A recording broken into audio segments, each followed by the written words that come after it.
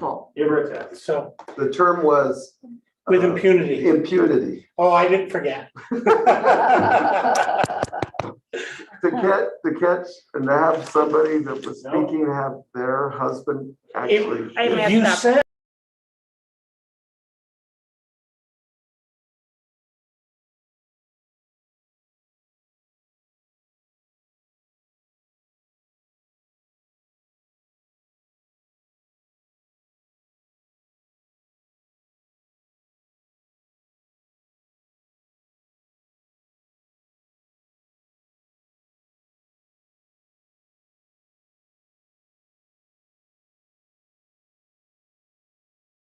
Wasatch, but for Yeah, Creek Road it's West.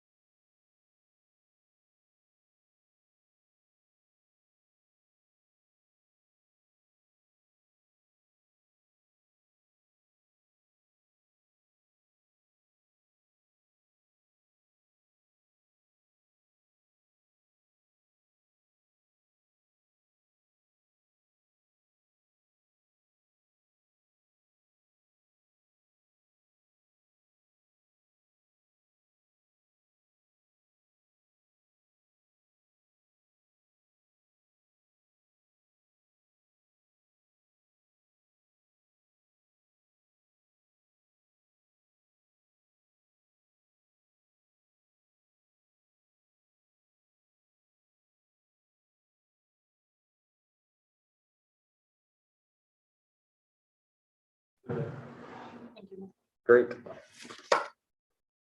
Welcome, everyone. My name is Mayor Mike Wickers. Today is January 18th. This is the work session for the Cottonwood Heights City Council. We have a full agenda today, so we're looking forward to discussing some great topics. First item on our work session agenda today is actually a review of the business meeting agenda. Let's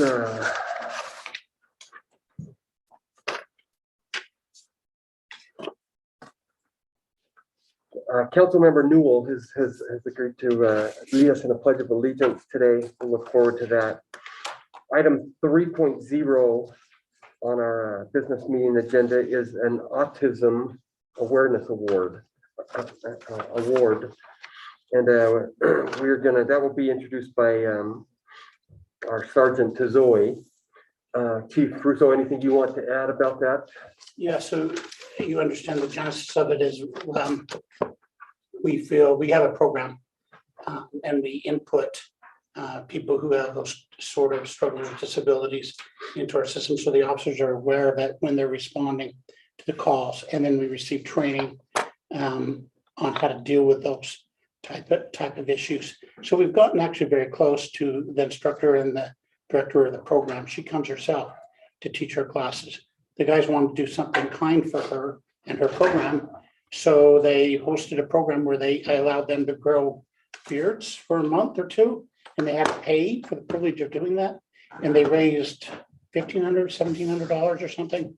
Anyway, something that they want to present her a check. Wonderful. How did that get started? We heard a call from the community that was important to them, and we have a mental health program that, once again, just to warm you up, I will be coming to you asking for one more body to that's spam. Yeah, right there. To work with the mentally ill population in the community, but nationwide there was a push to go to that type of training, and so we were proactive before we were asked to do it and established a program. So the department did it on our own. Well, I commend you all. So thank you. Yep, and we'll be awarding them a check then, it sounds like, right? Yes, we will. Great. We'll try to make it an annual event. Great. The next item on the business meeting agenda is a citizen comment period. 5.0 is our staff reports. And we will be hearing from our Finance and Administrative Services Director, Scott Burgess, tonight. We're excited for that. We'll also be hearing from our Unified Fire Assistant Chief, Riley Pilgrim, and I think he'll be on Zoom. He'll be on still Zoom. the plan. He'll be on Zoom. Okay, he's traveling. 6.0 on our business meeting agenda is action items. We have 4 legislative proposals today. One will be 6.1 is the consideration of ordinance 374, amending the code section for automatic fire sprinklers. We've discussed that before. Mike, anything you want to add currently? No, just very quickly, we actually had some language in the ordinance already. We found it in a different area. And so we're just enhancing that language a little bit, but a lot of the language we talked about is already in the code. Great. Great. Thank you. Next item on our next action item, legislative item, is consideration of resolution 2022-05, which is approving a public opinion research services agreement with Y2 Analytics. Tim, anything? Yeah, so I'll be talking about that more in the work session. Yeah. Okay, Yep. We'll hold off on that. Yep. 6.3 is consideration of resolution 2022-06, which is an approving an agreement with Brown's Amusement Inc. for the Butlerville Days Carnival that we're all looking forward to. No, but that is also a 3-year agreement. It's a 3-year agreement. Oh, thank you. I did not know that. There's a couple of changes. It's 3 years. They like to know way ahead of time and get particular things nailed down. It also helps us set the date for those same 3 years. And there was one other thing, but Oh, and then the other one is, they were going to add on a Thursday evening carnival only type thing to Butlerville Days. Great, But they have arranged some discounts and was working with them on stuff like that, but great. I have a quick question on that. Because of the rotating calendar, as far as when the 24th is, do they give us those dates that many? They don't. Well, Yes. they give us dates, but the 24th is not, we're not stuck on the 24th. No, I understand that, Yeah. but do they, in that 3-year period, do they say, we will be here, here, and here? yeah, they're doing it on a Thursday, Friday, Saturday. I think the fourth weekend of July. Gotcha. They've agreed to meet on the 15th of January of each year to decide on which To days of discover, that year yeah, what your would work best. best. Great. Makes sense. Thank you, Scott. Appreciate that. Just a note, that's one of the few things that's a net positive revenue wise, which is good. And it's also a draw. Not to mention On the amount of everything people else. that come. Yes, oh yeah, it's a great win-win, I think. Absolutely. 6.4 is consideration of resolution 2022-07 approving entry into a consulting agreement with TO Engineers Inc. for stormwater system services. Matt, anything you want to add? I'll just really quickly, the council approved an agreement with this same firm, the previous council. We ran into some legal hitches, which Shane can explain. This is just re-signing that agreement after the two legal folks got together and worked that out. So if there's more detail, he has that. So, oh, go ahead, Jane. After the council approved it, was that September, I think? November. November? November. In November, the provider came back and said that they were uncomfortable with the indemnification provision, which said that the provider would have to indemnify the city from the consequences of the provider's negligence, et cetera. So they offered up some language which we didn't like much, and we've gone back and forth. Finally, we came up with something that everybody can live with, but it's a little different than what was approved in November. So I said we probably ought to run this back through again. Okay. I think we're protected just fine. Do you have any specifics of what changed? Not without looking at the Okay. red line, but they will still be obligated to indemnify the city for the consequences of their negligence. We threw in a kind of a definition of what's negligence, meaning a breach of the applicable standard of care. And that's about it. Okay. Yeah. Okay. If I might add, I really have to give Shane a lot of credit on protecting our interests on this, because the language that they had didn't make us comfortable with those types of elements, and Shane really did a good job, and his negotiation was very firm, so that was good. Thank you, Shane. Matt, let me just ask you, so this is what we're looking at to uncovering manholes and putting a camera so that we know the condition of every stormwater piping under our roads, correct? This is the process of, surveying of all stormwater utilities, uncovering, locating the manholes to uncover. This does not include the actual uncovering. This is the engineering involved to take care of that. And then we will start cammering set on. This builds the program, and then I've got to come back to you for the camera contract, and then come back to you for the raising of the manhole contract. But before we jump into that, we have to have a plan in place, and that's what this is all about. Okay. And updating our stormwater model. Do you have a time frame on this at all? I forget that, honestly, it's 90 days. yeah, it's a 90-day contract. 90 days. Okay. Yes. Is our camera system working? Our camera works, yes, but it's not built to do the kind of work we're discussing.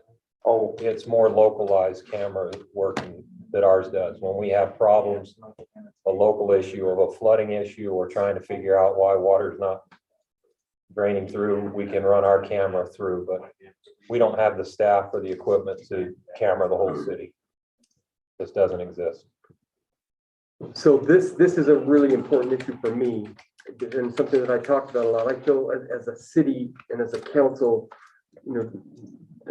having a road collapse due to a stormwater is a big deal. And so I want to follow this really closely, and if we can expedite anything we can to get those cameras. So the goal is to camera all of the piping and to find out, and at that point to decide what is urgent that needs to be fixed, and then we'll. That is correct. We have a stormwater master plan that's been created. This comes in, and we did not have these contracts prior to this with the federal funding that came in. That's funding this portion of it, I believe, if I'm correct. It's funding this portion of it so that we can get all of more detailed information, so we can update the master plan, update the stormwater model, and actually come back with a more detailed attack with better numbers, if that makes sense.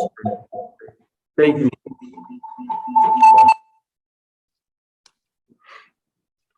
What's that mean?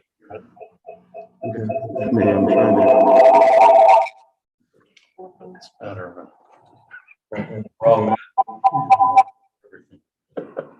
but I'm trying to get rid of it. There, I muted you. You're good. What's that? Doug, we'll have a conversation after. You have was to gonna say help me, after then he that. took Yeah, off. talk to the principal. I wondered what that machete was for in your office. Okay, and then our last item on our business meeting agenda will be approval of the work session and business meeting for both January 3rd, which was our swearing in, and January 4th, which was our work session and business meeting. So, okay, our next item on our work session agenda today is staff reports. The first thing that we're going to discuss is a Y2 analytics survey agreement. And I'm going to have Tim lead us in this discussion. Yes. So I've included information about the agreement that you're going to be considering tonight in the packet of information, as well as the agreement that Y2 Analytics has provided. One of the challenges that cities have, that elected officials and cities and a lot of different groups have, is to really understand what the public interest is in cities, and to do it not just from a set of people that are most vocal or others that have special interests, but really understanding what a broad range of input points are from citizens all across the city. And so several years ago, back in 2016, and Scott or Councilmember Bracken, correct me if I'm wrong, we may have done it even before then, we initiated a citywide survey where we would do a random selection of participants and get the input, and a report was put together. That was in 2016, and maybe before that as well. Number 109, I think. Okay, in 2009, 2016, we did another one in 2019, and it was with Y2 Analytics. And once again, we asked a broad range of questions about a variety of issues, from public safety to roads to public works to planning to city services. And then we're able to get that information from residents that participated in that. This is another survey to do that same thing. The budget for this was approved in an amendment prior to this council. And so we're moving forward on this agreement with Y2 Analytics. They bring great expertise, an independent expert that comes in and administers a survey. They do random selection of participants. The goal is to have about 800 to 1,000 respondents, and then they will put together that report to give us a broad understanding of what is happening in the community and what the issues are. We are going to have another opportunity to come before you on the survey instrument. So you'll see, and we'll talk in this meeting again about the questions that we'll be asking. But this agreement is just to get Y2 Analytics on board, sign a contract, and get them working on developing the survey instrument to bring back to you. Question I have, do I need to? This? Yeah. So question I have is, how does this Y2 Analytics differentiate from the CH Tomorrow survey that was conducted in early 2021?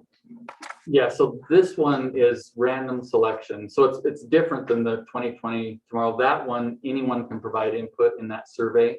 How many did we have respond to that? The 2020, you know, Oh, I don't know off the top of my head, but I think the big difference is Y2 is a statistically relevant or significant survey, the methodology and the statistics yeah, behind it. it's a scientific The CH survey. Tomorrow one was broadly disseminated, but didn't have those controls to make it statistically significant in terms of the mathematics of, how you get legitimate survey results. Yeah. So it's still helpful, but Y2 calibrates the methodology to do a random sample and asks a representative sample of the city to represent the entire city. Yeah, and the questions are going to be more directed on things that we want to know. Not that we want to know everything related to that survey, but that's more in the general plan process related to land use or economic development. This will be a wide range of issues as well. And because it's scientific, it's something that we can really count on, that in general, the city feels a certain way based on the scientific methods that they receive the input on. So what will the CH Tomorrow survey be utilized for by the council or the city? What will it be utilized for? For broad input into the general plan process. Okay, whereas Y2 Analytics will be used also for the general plan? Sure, we can use some of the information for the general plan, but it's going to be a more broad range of issues in the city from a variety of different areas.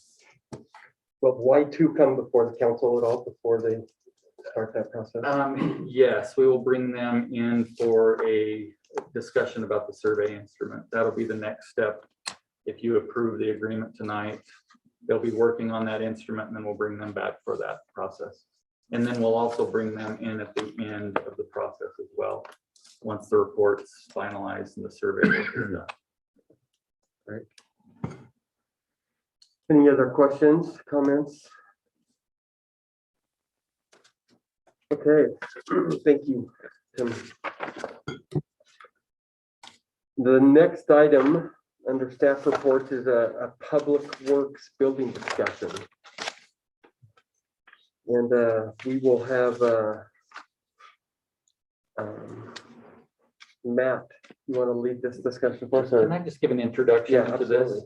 So just to give a little bit of background, we have had probably for a number of years discussion about development of really another phase of the public works yard and a building. At that point, we have had conversations with the council. Even a year ago, there was discussion about bringing more of the details back to the city council, which we did. We've had a couple of conversations about costs and about the layout of a building. And so this is continuing that, but we have more detailed information. And our hope is that, and our recommendation is to eventually move forward with this. It has to go through a budget process and bonding, but tonight we want to show you, especially those that haven't been here, and Matt's going to go through this, what the public works building will be, what it will look like, what the design would be, and then we also have cost elements as well to talk with you and ways that we can look at potentially financing this. So, sorry, Matt, go ahead. Oh, that's fine. So I'm a little upset no one saw the opening of this slide, though. I did. Did you like it? Curtains, oh, Thank you. fancy. That was what was impressive. So I want to talk a little bit about the public works yard. Like Tim said, we've been to the council a few times on this. For those of you who are new on the council, to give you a little update on what's happening. I'll try to be as brief as I can, because I know Scott has some things he would like to discuss with this. So just to really, can we? No, nothing. Okay, just give you an idea of what's going on. I wanted to clear the air on this as well. Again, there is some misconception out in the public, and I still hear it, that we have a huge yard and we have storage for our equipment already. But if you'll look at the picture here, the blue is what the city actually owns. The other section, the greenish hashed out area is what UDOT owns. This is UDOT's property. So this shed right here that you see on here is actually belongs to UDOT. The city's portion of this yard is the blue section. And you can see right now, the storage of all of our trucks is outside. And over here is a trailer where we house the staff, and then a wash bay. So presently, this is what we have, a shed, and I'll show you some pictures. Salt is stored under here, and there's 2 garages in here. So it'll give you an idea of what's happening. And this is over off of 30th, down at the bottom of 30th East. Okay, give you an idea, once again, this is an architectural rendering of what the public work offices would look like. I'll give you a little more detail here in a minute. I've got some drawings. But these are the offices themselves, which would house staff. And this big wall you see right here is the start of one of the garages, and that'll be important here in just a moment when we get into this a little further. So I talked about what was existing. This is the existing. This is where we store the salt. This was created as a secondary salt bay, which we don't use it because we need storage. So we use this now for equipment, some of our smaller equipment to get it out of the elements. And we also have these two garage doors that we are using to do work out of, equipment maintenance and what have you. And they are not built or equipped for environmental. We did, however, put some heaters in these shops, but it is not insulated or anything. So the heaters are there just to keep it at about 40 degrees so that when they're not working out in the freezing cold, it's just semi-freezing cold. So also to give you an idea of what the layout that we just looked at, this is the shop I just showed you, or the office building right along here. And this is that shop area that I showed you, the wall, the big wall. This is the existing. So you have an idea. There's a salt shed, the other salt not used as a salt shed, and then the 2 garages are right here. This is the proposed at this time for the public works offices and buildings. As you can see, this is existing. Up here along the top, there's the salt bay. We are actually going to go in and convert the non-used salt bay into a storage and install a wall to split the double bay up so that one side is built for storage of vehicles and equipment. The other side is going to be used as a mechanics shop so that we can go in and we can have it insulated and we can actually keep some things in there. Moving on, you can see these are pull-through bays or different bays for the trucks to get them out of the elements. The way it's laid out now, we can store 12 of our 12 trucks in here of our larger snow plows. This over here would be public works storage, which would include signs, barricades, and various pieces of equipment we use. This is the locker room and showers and restrooms. It's built as a unisex where you go in the showers and the toilets where you can close the door, but the locker area is open. Various storage places, the lobby. Over here, we have the break room, if you will. It's called a lounge on here, but it's a break room. These doors can open. They're accordion doors, which would allow this entire area to be used. But right now, it's designed as a training room. And for your information there, in working with the police department as well, they're looking for locations for training as also. Because we don't necessarily have a great training facility here at City Hall. We have the big open room. But this is a chance where they can come down and meet as well. And we hold our monthly meetings. I have no idea where my mouse went. Uh-oh. There we go. There is in here conference room, a couple of offices, desk for our various functions, our right-of-way function, our construction manager, our stormwater manager. There's locations for that. And then we do have, seems to have been an issue. We do have a quiet area where at the end of a long shift or in the middle of a long shift, the driver can actually go in there and lay on a cot and catch about an hour or two of sleep before they get going back out there. And then the other things that are out here, this area you see here is for city equipment storage. That's our float. That's all the functions that are used by like Ann's group, the city functions, and we're able to store things in there. So it's fairly, it meets the needs we have. We have some expansion abilities in there.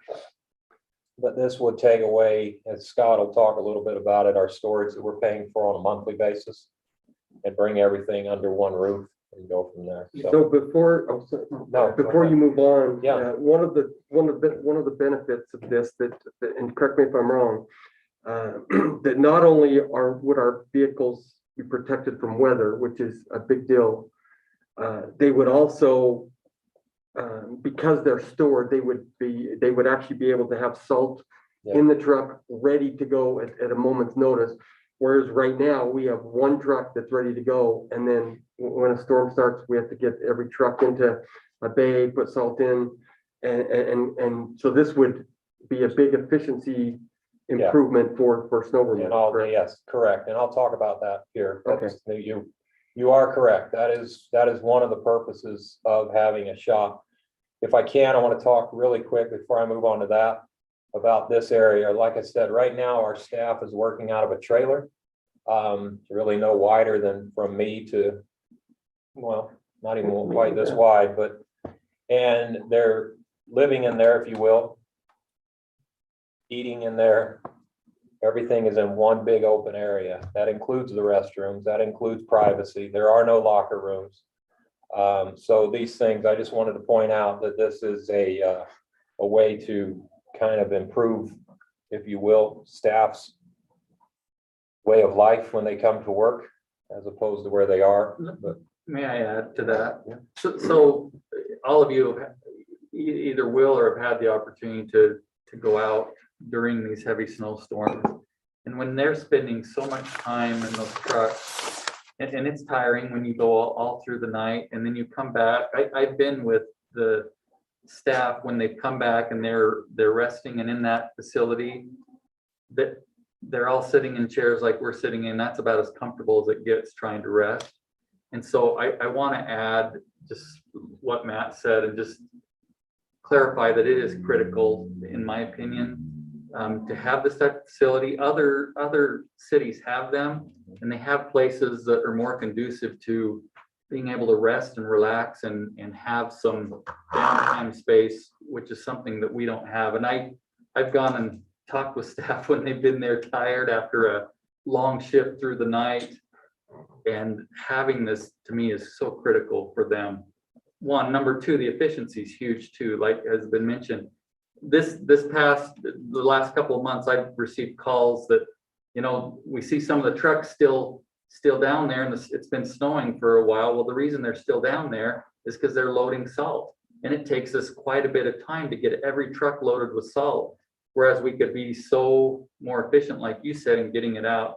There's a lot of important reasons for this. I also get a lot of complaints in the summer of people saying, well, why don't you have your trucks indoors? That's not good to have 100-degree temperature on those trucks. And this would solve that. So there's a lot of really important reasons for that. Real quick question. How many vehicles are in your fleet overall? we have 12, what you would call the big plows. We have 4 10-wheelers, 4 4x4 bobtails, 4 regular bobtails, and then we have 4 550 pickups, the smaller, the flatbeds. Okay. So, So in the future also, are you looking to have a garage for those vehicles as well? well, that's a great question. And if I can go back a little bit, the equipment, excuse me, the the larger trucks will fit within what we've discussed and shown. The issue is of some of our other equipment, like our pickups and our flatbeds that are mostly used all summer, the ones, the summer workhorses. What you see right here is a location where we are contemplating either garages or some type of a lean-to that will allow them to somehow get out of the elements as best we can, which really the only elements they'll be able to get out of is the sun. I mean, unless it's a garage, in which case we can heat it. We're limited, we are really limited by space, as you can kind of look at this and tell. We have a great deal of limitation on space. I mean, it would be nice to be able to have that. And we would park everything we can inside, but right now we're very limited on space. So we're trying to utilize what we can and get our bigger pieces of equipment out of the weather. And Matt, it appears that you would have to have a turning radius and things to get those trucks in and out, even though you've got in and out, so there's not a lot more room that you've got because of that, right? Yeah, there's no, when you look at this, there's not really storage on this site because these trucks don't turn like a Prius. They take quite a bit of space to turn them, and you can't store equipment out there. So the difficulty is it's not so much in any public works yard. It's the trucks that need the space to move around and turn. There's a lot of open area, but it's kind of necessary. Does that answer your question, or? Yeah, it does. There's two things. I agree with having to have a facility for people coming in. I've gone to a number of cities and seen their facilities and the opportunity for people to come in and rest. The other thing is I also know where your salt storage is. Those buildings don't last forever. No. That salt goes right through them. So I'd really be interested also in what future plans there are to eliminate that current storage building and replace that as well. Okay. And, something in the plans and thinking about it now will help mitigate some cost above and beyond. We've actually gone in and tried and done somewhat of an analysis of taking everything out that's existing right now, just wiping the slate clean and then building, from scratch and kind of moving things around. The costs were kind of went up through the roof.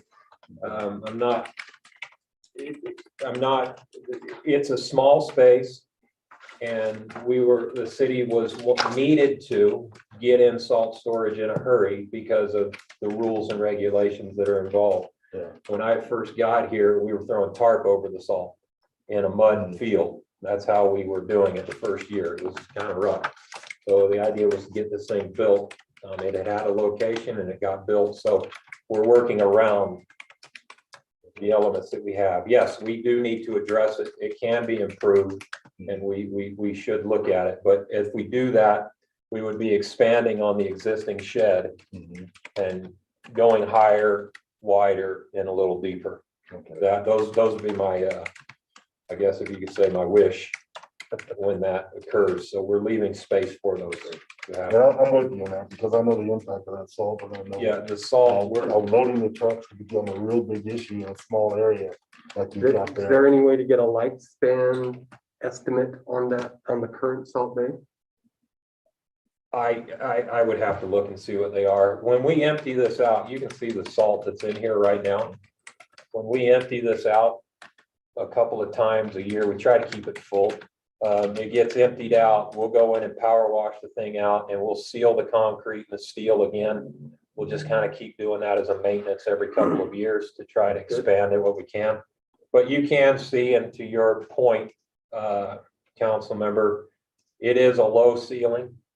We can only get, 800 ton, if I recall, 800, maybe 1,000 ton in this thing to store, and it's difficult to pack in and out the way it's laid out. But I'm not gonna look at gift horse on this one. We've got it.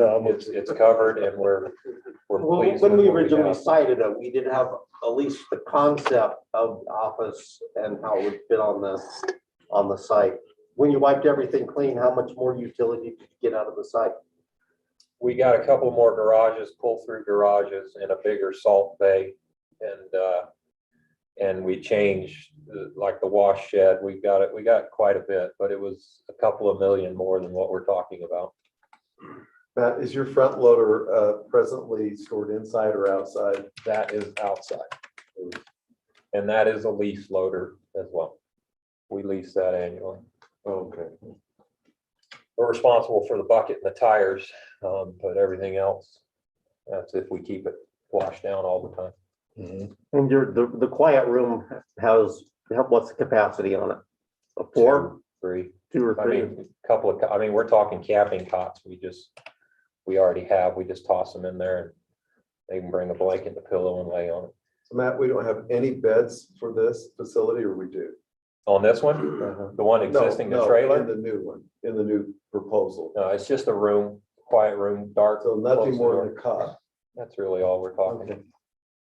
Yeah, I didn't know if they had a We've bed. got 3 high bunks, like in a, Yeah. submarine or something. We could. Anyway, does that answer the question, sir? Yeah. I just think about the future, because I know with the limited storage, especially on salt, we've had some light winters, but in the heavy winters, the cost of that salt goes up if you don't buy it right at the beginning of the very beginning. We are, like I said, our Yeah. first and second year, we were loading that bay up about once a week. Mhm. We just had to keep adding and adding. This last one, yeah, you're right. It's been very quiet. In the previous year, it's been very quiet. Mhm. So it's been manageable, but it does get a little scary when we in a big storm and Yes. we have to start calling around and getting the salt rolled in. And Matt, in addition to snow, we've got sand in that for flooding and different things too, right? In the yard, yes, Yeah, we'll in the bring it yard. in into the yard, but that's not Sand's not- covered. Not as difficult. No, we got the big pit. We just go down there. They'll just give it to you almost. Not really. Transportation's more expensive than the. Okay, so we were gonna just briefly, I know it's been discussed. Hitting on the points, it is a faster response time. If you think about it, 12 trucks, it takes them about 15 to 20 minutes to warm up and get loaded. And you do that times the 12 trucks, the last truck rolls out. I can't do the math. I'm just an engineer. I can't do the math, but at the end of that time, that's the last truck rolling out. So our response time, and the question, why can't you leave it in overnight? Salt will actually freeze, and then it takes a jackhammer and everything else to get inside the trucks and clean them out. So we have to empty them at the end of every shift, reload them at the beginning of a shift. And if we had this where we can keep it warm, when I say warm, 45 degrees, 40, 45 degrees, it doesn't freeze. They can come in, start the truck. After the warm up, they can just pull out and go. So as opposed to just loading that first load. And if you're getting 1 inch an hour on a storm, you're about 2 inches on the ground when the response is in full mode. So it is very important. Longer life of the equipment. We have this problem that's happening a great deal now. Our trucks are 6 years old. We're getting a lot of weathering on the hoses and the hydraulics. We're replacing them on a weekly basis. It is taking its toll. And that's the freeze thaw, the heat cycle, that's everything. It's not just the wear and tear. Space to work on the equipment out of the elements, we've talked about that. Location for meetings, safe space for staff to work in locker rooms and restrooms for privacy to stay. So just wanted to give you a heads up. There's been questions about the equipment. This will help answer your question, council member. We do have 5 10-wheelers. I tried to throw the pricing in here just to give you an idea of what we're storing outside. The 4 bobtails, the 5 regular bobtails, and then the 4 550s, which we have about $3 million, 2.8, $3 million worth of equipment that you saw in the picture that's sitting outside, just to help you understand what we're dealing with. And that does not include, like we said, our other pieces of equipment, our tack sealer, our sweeper that has to be out of the elements all the time. So there's all of these things that need to be taken care of. And Scott's going to take over from here, but just in a nutshell, we don't have our architect here to kind of go through the numbers really close with you. But at our last check, I'm sorry, I can't read my screen, so I have to look over. It's about $6.2 million is the estimate. When we started this, when I first got here, the price was about $4.8 million. And so pricing the way they're going. This is what we're seeing. You know, like, my plug, the longer we wait, prices do increase. So any questions about what the yard or the shop itself before I turn it to Scott, who's got some things he can discuss with you? How long will it take to do it all? Could it This be would be done? about a year or, you know, Okay. irregular construction time. It's, yeah, about a year because we have to bring all the we You don't just have told that I know what utilities. normal construction time is. We'd have to bring gas into the site. We don't have gas on the site. We have to grade, stormwater, paving, the whole thing, and then the buildings. So So this isn't like a Thanksgiving, Christmas type of a thing. This is going on the next year. if we start here in February, March, I mean, we still have to go through the final design. The designs you've seen are just preliminary. You know, we've got a couple of months back and forth on the design, and then bidding it and going to construction. We're carrying into the winter in early spring of next year to finalize this thing. Matt, could it be fully functional even during the construction process? We will be, yes, we'd have to, I'd have to make it fully functional. And when you say that, it's not like I have a place to store the trucks now. I just got to move them out of the way. The salt shed needs to be fully functional. The other ones, we can shut off as need and upgrade them to where they should be. Okay. Okay, I'll kill my screen. Unless you were just telling me to shut up, was that, or is that just cut my screen off? Take it for what it is. All right, gotcha. All right. Another screen.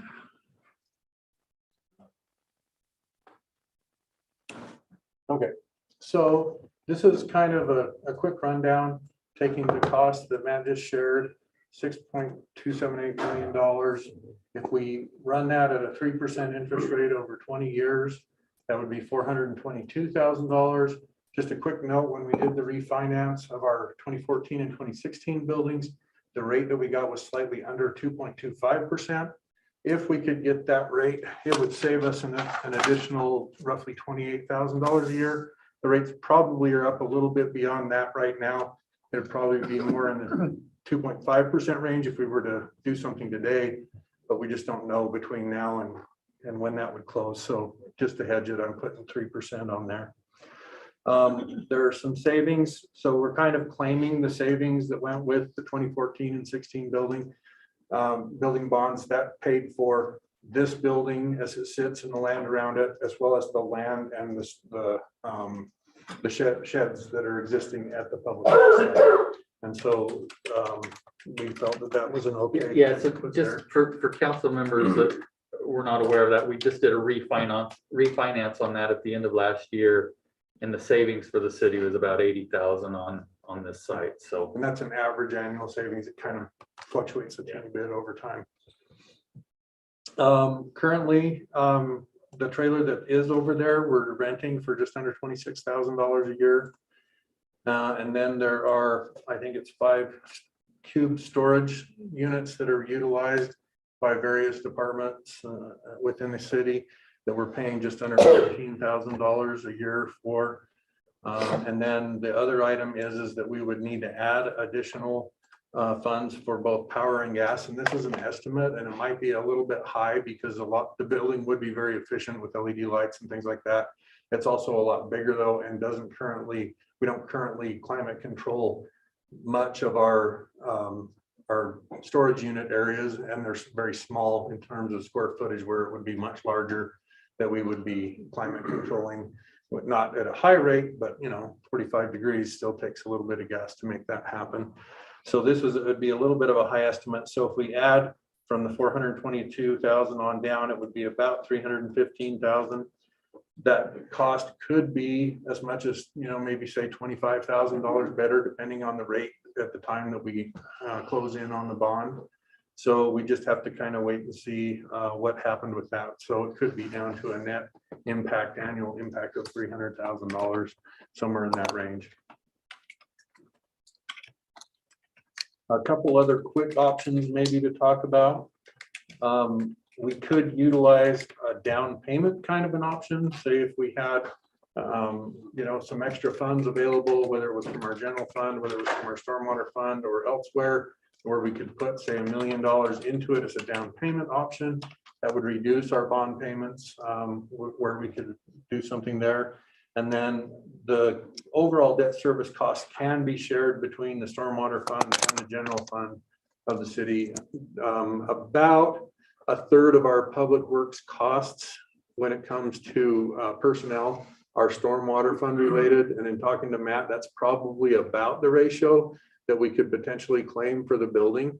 So we could potentially put about a third of the costs, and that would relate back up to the debt service amount up here that we could relate to stormwater. So approximately maybe, $125,000, $140,000, somewhere in that range, we could assign to the debt service fund, depending on what, the final numbers come up with and some of those kinds of things. So those are all options. We can explore those more, especially as we have the retreat and other things coming up in the future.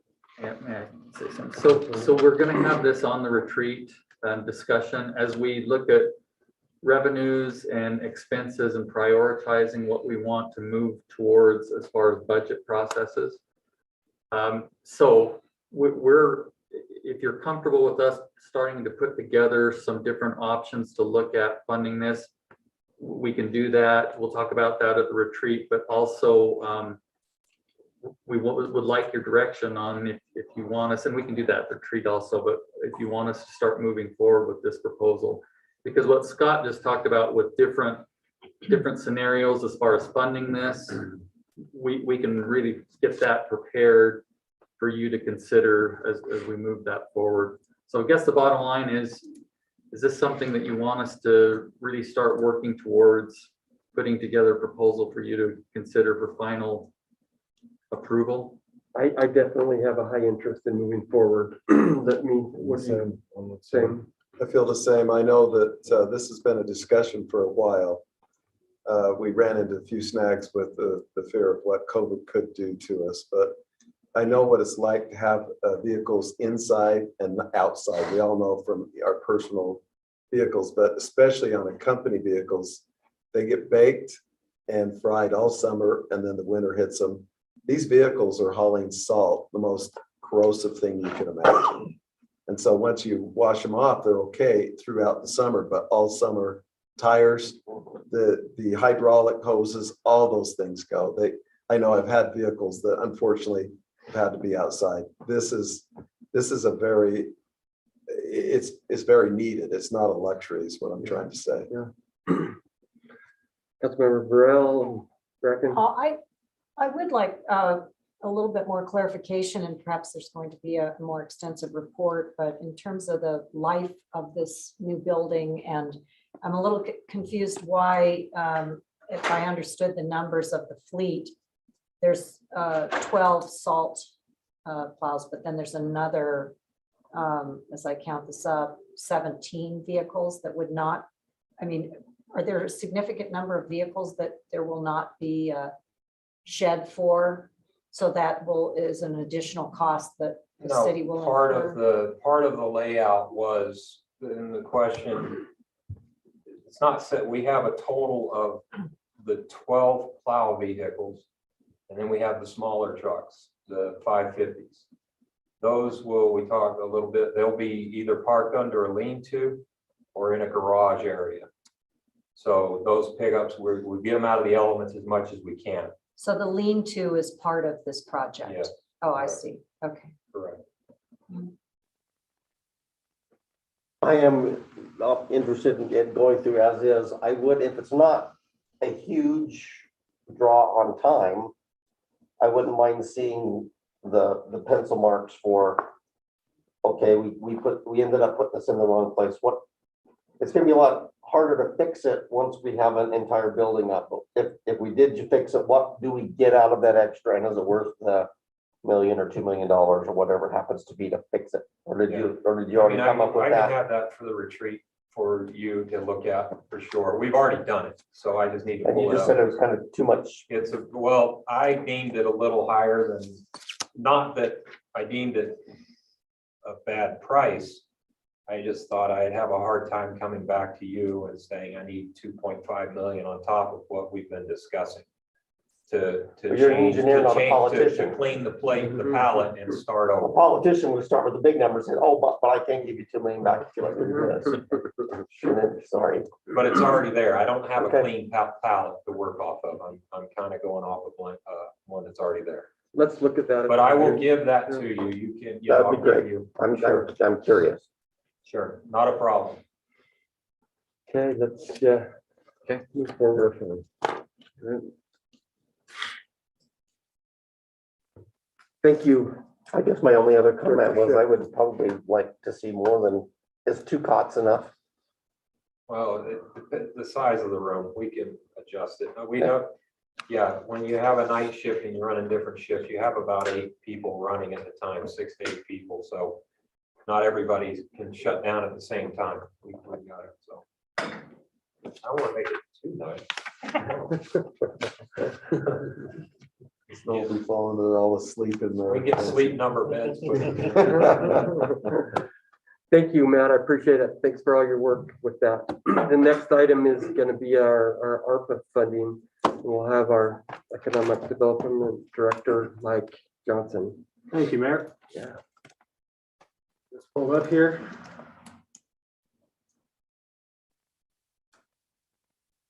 Okay, so this is a proposal that's actually already been budgeted and allocated in 2021 by the mayor and council to use a portion of the, I'll call them ARPA funds, but ARPA stands for American Rescue Plan Act. It's the federal funding that's been awarded to us and other cities. A small portion of that was proposed to be used to develop a grant for small businesses in the city, just an economic support grant. We saw a lot of demand for that when the county did something similar. Cottonwood Heights had a lot of grants awarded through Salt Lake County and thought we could continue that for other businesses that were still in need of economic assistance. So $200,000 of the total ARPA funding, and Scott, I don't know off the top of my head what that was, but it was over $1 million. Well, we've received about 2 million and we're going to receive another 2 million. So I'm at a $4 million. So, okay, so a small, relatively small portion of that money, we had proposed to be set aside for a business grant, and the council at the time, just before we opened the grant, wanted staff to come back and report on the framework and the purpose of the grant before moving forward. So that's what we're doing tonight. So the intent here, really, it's quite simple. We want to assist as many small businesses in the city as possible that were or continue to be affected by the COVID-19 pandemic. We want this process, this grant process, to be streamlined and efficient, really as easy as possible. The county one was very helpful, but it was very detailed, and some of our really small businesses didn't have the bandwidth to go through, all of this, the hoops to get that grant application awarded and get a competitive application into the county. So some of our city businesses missed out. And we also obviously want to comply with the Department of Treasury's guidelines for small business assistance with this ARPA funding. So here's kind of the summary as we're proposing it, at least to start, and this can be modified and based on how successful it is in the first round, we can revisit this. But the proposal right now is to allow grants in terms of reimbursement grants up to $5,000 per business. We believe this should be targeted at the very small businesses in the city, and that's 25 or fewer. I think federally small business is 100 or fewer. But we want to aim this at the very small businesses, like I said, that maybe didn't have the bandwidth to get other funding that's been previously. Are you going down like home-based businesses? Yeah. Account working out that type of. Yep, exactly. Yep. So 25 or fewer employees that were or are impacted by the pandemic in some way. We would advertise this grant with direct email to the businesses, but also a physical mailer to each eligible business in the city saying, hey, please apply for this. There's assistance available. And then we are currently working to develop again, as simple and efficient as possible application process that businesses would fill out to apply. They would have to provide, obviously, their license information, business details, and then clear enough rationale to demonstrate how they've been impacted by the pandemic and. Can you give any type of example? Yeah, I'll come, one of the future slides touches on some of the potential uses for it. And then the way it's designed, the awardees would be chosen by community and economic development staff, plus members of our Cottonwood Heights Business Association board. So there's 5 or 6 members of that make up the board, and they would act as kind of the grant committee. And we would develop an objective and transparent scoring criteria, so it's clear if a business was awarded a grant, why, and if they weren't, why they weren't awarded that. And again, if we had extra funding, I think the intention would be, hey, your business is eligible, but your application was missing these things. Can you provide that? Again, we want this money to be used and given out. Some of the qualifications required, some of this is redundant, but again, compliance with the federal government's guidelines for small business assistance. No more than 25 employees, again, the really small businesses. This is a little flexible, but we are asking that they have been in operation since January 2021. I think the federal guidelines say March 2021. But January, the new year, seems like a kind of a clean round number. That can be modified though. And then obviously registered business owner must be 18 years or older, have a valid employee identification number. Business needs to be valid and has been in operation and impacted by the pandemic. We don't want new businesses to be created just to apply for this funding. So the proposed process with council input, we would open the application window early spring, probably March, April timeframe. We'd leave that window open for a month or 2 to allow applicants to submit grant requests. And then they would need to clearly demonstrate how their business has been impacted and how the proposed use of funding helps them make them more even or get them caught up to where they would be if COVID had not impacted their business. And then obviously after that application window closes, each application would be scored and the top scoring applications would be awarded if there is need to award some and not others. Awardees would then be chosen and they'd sign grant agreements, and then this would be distributed as a reimbursement grant. So they would need to prove and submit proof of purchase or proof of expenditure for the reason they've stated. And then we would reimburse up to $5,000, but the requested amount. So they will need to complete the work or the project or whatever it is before they're awarded the money. Here's some examples. These are just examples of eligible expenses, and reading the federal guidelines, the criteria we think are pretty broad. It's pretty flexible. So this is by no means the only use, but these are examples. We've seen other cities utilize funds for some of these things as well, but things like rent and utilities and operating costs, where those costs have remained steady, but maybe business revenues have gone down because of the pandemic or required closures or whatever else. Rent and utilities and general operating costs would certainly be an eligible expense. Employee retention incentives, we hear a lot of small businesses having issues with this right now. Payroll and benefits support costs, innovation for business, technical assistance, that would be, maybe the business wants to start up let's say it's a small restaurant and they want to start up a mobile order program or a drop-off pickup kind of thing, or even create a website. That would be a good use of that. Educational tools and classes, anything that would make business operation more sustainable and more resilient to these types of economic conditions. And minor rehabilitation costs. So if a store needs to be remodeled to better respond to the pandemic and make the business more viable, that would be a legitimate expense. If additional parking or to-go parking stalls are needed or whatever else, again, a legitimate expense.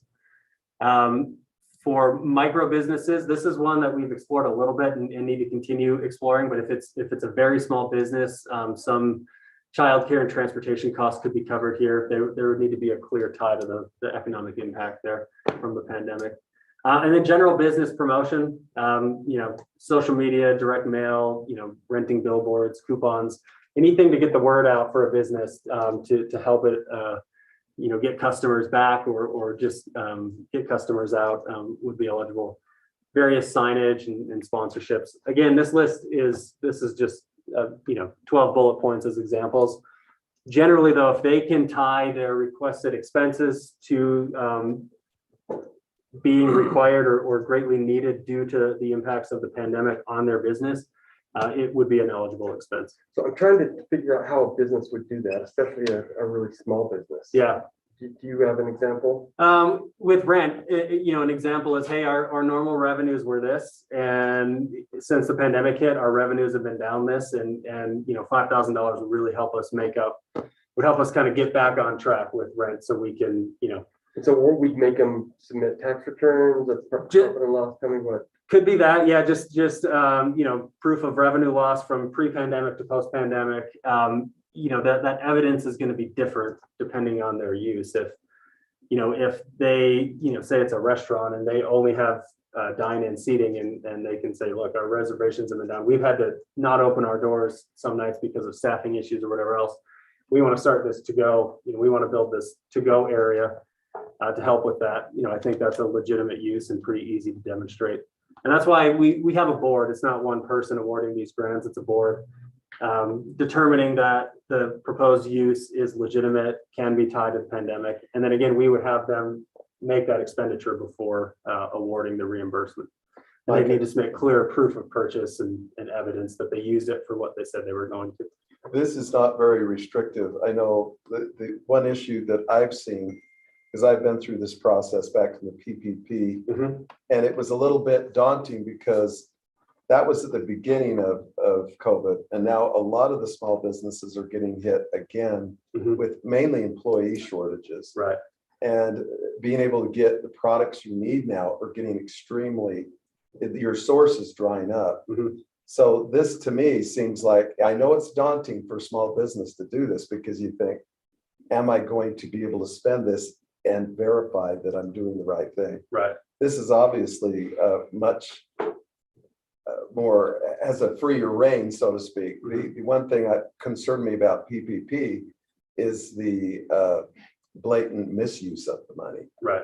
And so this seems like it, to me, I think in a small business, we're not talking about a percentage of your income. It's a $5,000 kind of a boost, I'll call it. Yeah, that's essentially what it is. It seems practical to me, but it is intimidating for small business to go through it and say, am I doing it correctly? And if I can't verify what I've done it for correctly, am I going to get basically run through the coals, right situation. I know some of the early programs like the PPP had different regulations tied to them, and ARPA is a little different. It's a little more flexible, a little broader, but they will have to sign grant agreements that the legal contracts that say they're going to use the money as intended. One other thing I want to clarify, here we go.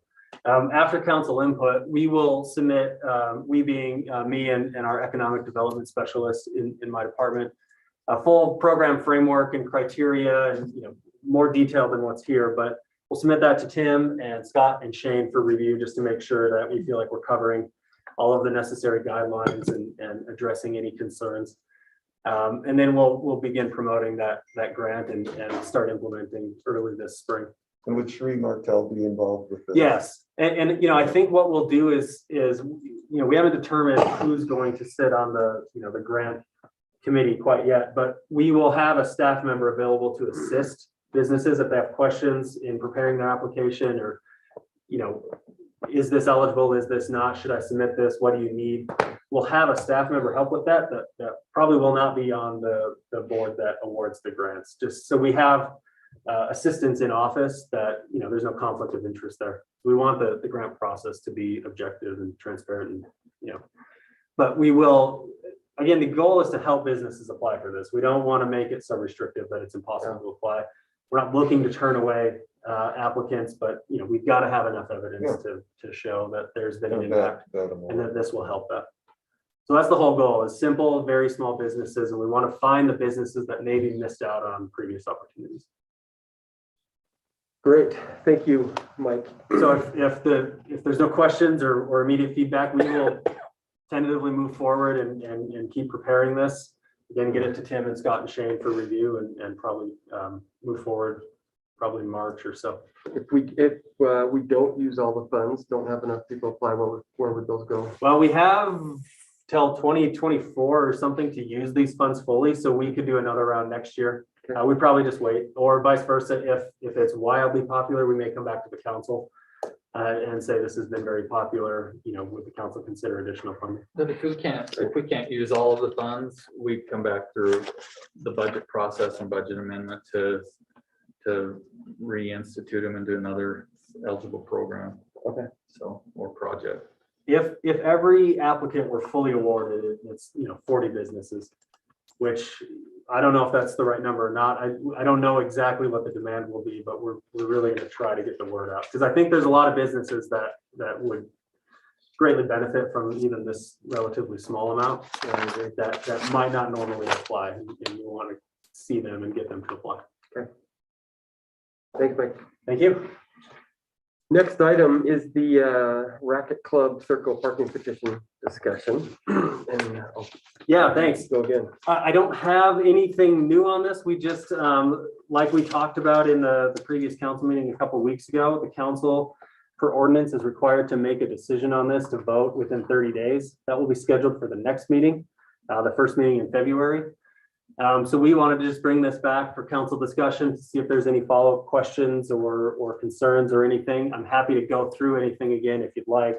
I don't need to, but it's just time for the council to discuss this. I did reach out to the petitioner and talk to him a little bit, and he mentioned that they would be thrilled with just a no parking designation rather than permit parking. Okay. So to keep those clear, that's their purpose. They would be fine not allowing even visitors to park there. Yeah, so there was, that was one of the things we recommended, while we didn't feel the petition as submitted demonstrated a clear need for the permit parking. There are other options in the city code. They go, I believe, I don't know if they're through council or maybe just through the city engineer we can go restrict parking. It's a little more flexible to do that. So it's certainly something we could explore there. If we did, I think staff would suggest, we may go out and analyze the extent of parking issues, probably on this west side of Racket Club Drive here. Maybe start there. Parking is restricted right now to a certain point along here, and maybe extending that may solve the lane width issue, emergency vehicle kind of safety type Snow issue. removal. Yeah, snow removal should be clear during snow events. It isn't always, but and then we can look at things like signage. If there's a lot of turnaround traffic in this cul-de-sac, a sign that says no, not a through route or something like that is a pretty easy thing to put in. That don't need to meet these high criteria of the permit parking process, but still might help resolve some of the concerns there. Mike, just to clarify, on the west side of the proposed apartment, where it's a white line right now, Here. right? Uh-huh. Will that be a fence and there's no ingress egress? That's all at the north end, right? Yeah, I don't know if there's a fence, but there's no drive entry to the apartment building on We Racket Club don't Drive. know what's going to be proposed there. That's right here. Well, on their renderings, there's no fence. It's just, you see the building. If I may, wasn't one of the concerns of the residents that because there will be doors where the residents can enter at ground level, that they feel that they'll, instead of parking in an underground parking, for convenience sake, they'll want to park on the road and just run into their door. I Possibly, mean, yeah. that was, it Yeah, seemed like that. that's my concern. If that was a fence, that would alleviate that. Yeah, that's possible. That I think the bulk of that parking would be here. Certainly, if it started creeping up this way, then you do have a clear, more clear evidence to warrant your request for permit parking. Right now, there's not a lot of on-street parking, none in the cul-de-sac, and not a lot that makes it up here. We see a lot, and have since before we were a city, along here of Racket or Porcupine employees and employees of the businesses, and even ski traffic parking on the east side of Racket Club Drive. And yeah, that apartment could have an impact on it. We don't know for certain though until that's it and we see kind of the traffic Do pattern. we know where Porcupine encourages their employees to park? Right there. Right here, yeah, Interesting. yeah. They try to keep all their parking lot clear, and they own this building now too. So after hours, patrons can park down here along Fort Union. This is all parking back here, and they've got here on both sides of the building. But I think all their employees park. They line up on Racket Club Drive. Okay.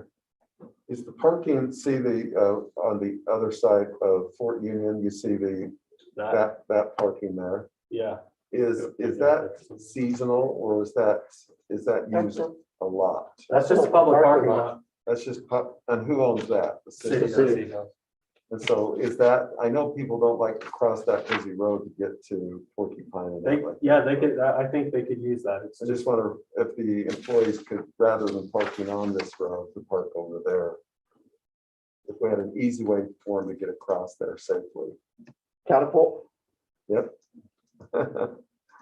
No, I think one of the considerations, and I don't know what the impact is this is a public street, right? And adding any restrictions to a public street can it potentially have a rippling effect in other areas that are having the same types of issues. So that would be my number one concern is what are we starting by having some restricted parking sure. on a public street? Right. Well, and if I can just piggyback on what Councilman Peterson said, I think as the Canyon Center, the whole complex is being finalized and developed, we really need to think really clearly on easements that allow for walking. Make sure that whole area is really convenient for people to walk. For instance, now that UDOT is promoting the idea of skiers, at least this season, using parking there, can they safely and reasonably, get up out of the parking and get over to where they would ride on a UTA bus or get to carpooling or, I wonder if we could even, at some point, have an opportunity for us to go over and walk the area and really make sure that both the local residents, but also the business owners, and I mean, just put our thinking cap on like the employees and all people within that area from Alpha Coffee all the way through, especially as the hotel starts getting some kind of occupancy level, as the office buildings start to be occupied, and of course the apartment complex is finished and the restaurants are flourishing.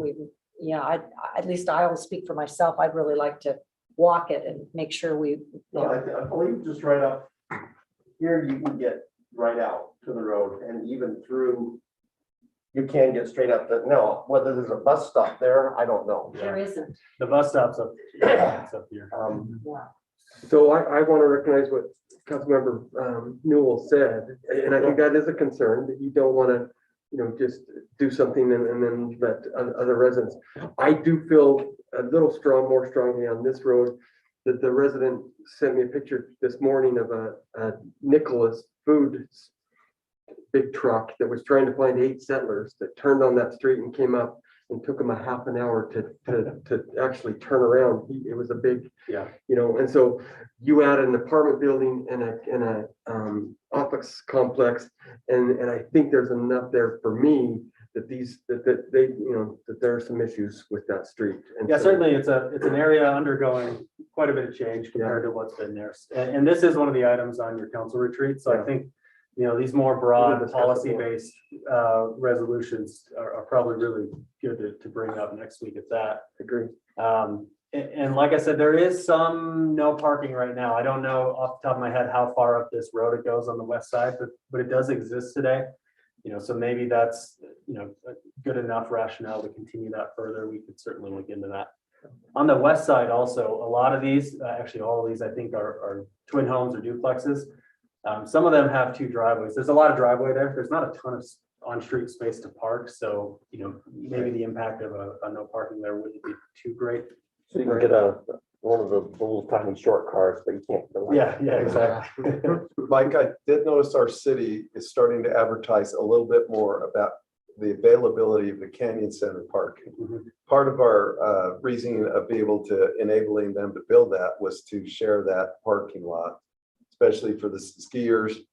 And if we can make sure that people know about that is available. It sounds like I don't know what percentages it's being unused, but that could be, we just might not have enough information out there that people have caught on to that. Yeah, I think it's new and it's well hidden. It's hard to find, but it's Yeah. big. I mean, the parking structure It's runs huge. this whole span and it's 3 levels. It's not all public, but Right. certainly there are new big signs out there that say free public parking. It is still free. And will continue to be, to promote usage of it. I think UDOT we met with them and they are now advertising it through their social media channels to utilize. The county is as well. Great. So yeah, we're trying to get the word out on that. I think it'll catch on once people know it's there. So do Because I. even ski parking that, normally might find a space along here, they can go in there for free and put their car into covered parking all day. That seems like something they want to do. And our city is going to be able to have someday soon, hopefully, the amphitheater, right where those numbers are. So it's park. It's a park. It's not designed, so. It's in the works. Will be in the works. If When we get the it's an funding. amphitheater, that's what we all get to Right, we'll decide. decide. It'll be a gathering place. Maybe.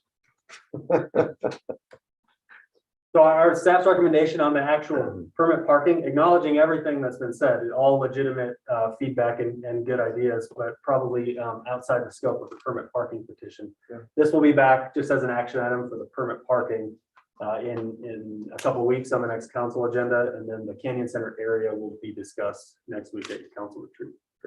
Well, I was the no vote on the permit parking. It's on the bend there. The Canyon Center one. I would lean more towards from the philosophical area of just no parking as opposed to residential. That would be enough to probably sway my vote there. What Sean's talking about is Legitimate. forever and going on. I mean, I live, it's like, well, how come you stop the school parking at his house? Why not my house? So at some point you have to just say it's good enough or it's far enough or whatever. So that's an issue you're gonna always.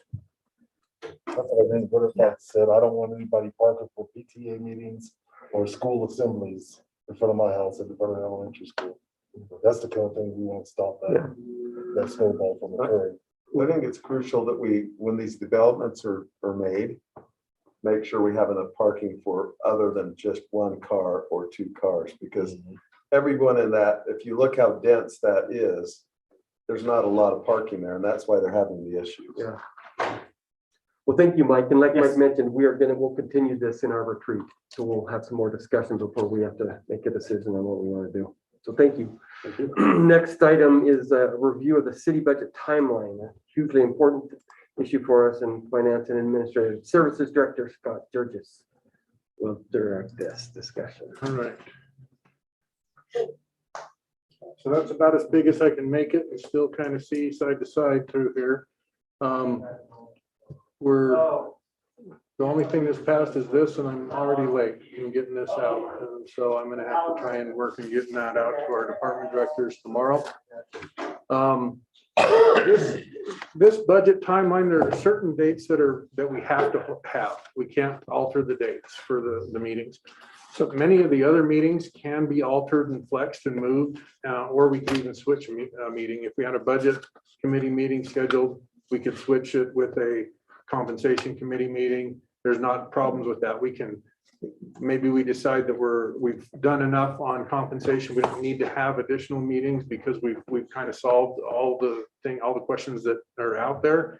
And we don't need to go further, or we need to add additional meetings. We're very flexible in terms of a lot of those kinds of things. But like I said, there are certain meetings that are going to be very pointed. Yes. Okay. Just looking at the ones that involved me and whether it was a conflict.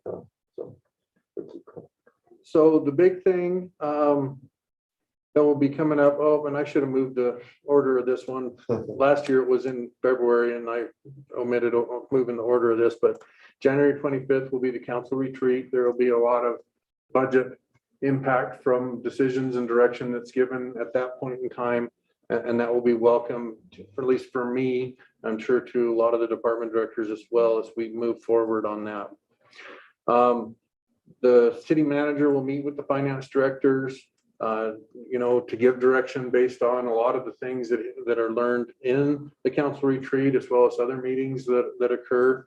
And as we move forward, February 15th, a budget committee meeting. Typically, we've scheduled these prior to council meetings. So depending on the starting time, maybe an hour prior to the council meeting or something along those lines. However, we've done that typically, but also what we do, like you mentioned a minute ago, we work with the two council members that are on that committee. And if there's a better time, like on a Tuesday or on a Wednesday or on a Thursday, we establish it at that time. So we work with you. You're not set in stone, have to be at a meeting on that Tuesday. I know there might be some challenges and with some of you on those dates. So we'll work with you on the dates. Yeah, dates and He says there's gonna be challenges with some of you and right there. Well, I'm retired, so. So any of the committee meetings, like Tim was saying, they can be flexed around a lot. It's basically at the availability of council members predominantly on those meetings. Some of the other ones, like when I say preliminary budget, this is salary and budget request, debt and capital submittal. This is mainly, I'm submitting that to Tim as the city manager so we can kind of go over it, see kind of where it is. Usually we'll have maybe a little bit of a presentation to you to kind of give an idea of where we're at, solicit some feedback and some other things like that. But that will kind of vary in its form throughout the different meetings that we go to as we move forward. And it's typically on the second meeting of each month when we're trying to do these, updated or preliminary budget outlines as we move forward. I'm going to kind of move forward a little bit because there's a lot of compensation and budget committee meetings that kind of happen and alternate in there. And then as we near the end of April, we need to start pinning things down. As you can see on here, I've highlighted several meetings here. By the first meeting in May is how the state statute reads. We have to set a tentative budget. And that budget then gets put on display for the public so that they can comment and so on and so forth at that time. So that would be May 3rd if we keep to our current meeting schedule. So near the end of April, probably maybe the 22nd or maybe the 26th. And then again, you can see on here that I put a council budget work session if needed. This is on an off week, but it's not, doesn't mean that it will definitely happen. It's totally at your discretion and how much information you think you may or may not need as we move throughout this process. We do have to, like I said, the tentative budget has to be adopted during the first scheduled meeting in the month of May. Again, we will have additional discussions during the May 17th council meeting. And then typically in the past, we have started the public hearing process for the budgets in the first meeting in June, just to allow more opportunity for feedback from the public if public wants to give comments in our business meetings, and then continue that through on the June 21st meeting. And how the state statute reads is by June 22nd, we're required to adopt a budget. So it can happen anytime, really. It doesn't have to be in June, but anytime after the tentative budget has been on display for 10 days, we could technically adopt a tentative budget or adopt a final budget at any time thereafter. But typically speaking, we have done that on the second business meeting in June, which would be the 22nd. And that's if no tax increase is expected, which I wouldn't gather that we would be looking at a tax increase for this current year. If you are going to do a tax increase, there are some additional meetings that would go out into August and so on and so forth. But I'm not going to go spend a lot of time on tax increase. It's a property tax increase, yes. That's the only tax we really have control over that we can change and alter the rate and so on and so forth. But that kind of is the real outline of what's going on. But as Tim noted, and as I've said, it truly, all these meetings are really at the behest of you all, so that if you want certain information at certain times, we can provide that information, whether it's through council communications, discussions with Tim and myself, or other department directors if it's specific to a department, or we can do it in council meetings and so on and so forth, depending on the desire and need and everything that goes on. Well, thank you, Scott. Along with, all of our department heads, Mike and Matt and Robbie and Paula, you are amazing. And if you followed along the budget process, Scott does an amazing job at being prepared and informing us and keeping things transparent and making sure that we meet deadlines. I can't, tell you, thank you enough for what you do. So thank you. And we'll look forward to this process. It'll be fun for the newest three of us that are doing this for the first time. And we'll look for guidance from Doug and Scott. So I think Scott said this was gonna be just a cakewalk this year. Oh, yeah. Just approve everything we put forward, will be good. thank you. So the next item is item F, which is police and public works vehicle leases. So we are going to have let's see that Tim, you're going to start with this, right? Yeah, I'll Tim? start. We've got Robbie and Scott and Matt that have all been working with us on this for a number of years. I believe since the beginning of when we had the police department, we have leased our vehicles for police officers. And ideally, we'd love to be able to. We get this question a lot, especially I did it on the campaign trail. So let's explain why you decided to go that route. Yeah, one of the main reasons is we would love to have capital to purchase our own fleet, provide maintenance for our own fleet, and also to rotate our fleet regularly. But that is a multi-million-dollar cost to us that is actually not feasible with the amount of funds that we have and revenues that we have to address that. So we have opted to go forward with a lease product, which basically for the police department is about a $330,000 a year amount that we have to come up with that. And I'll explain this.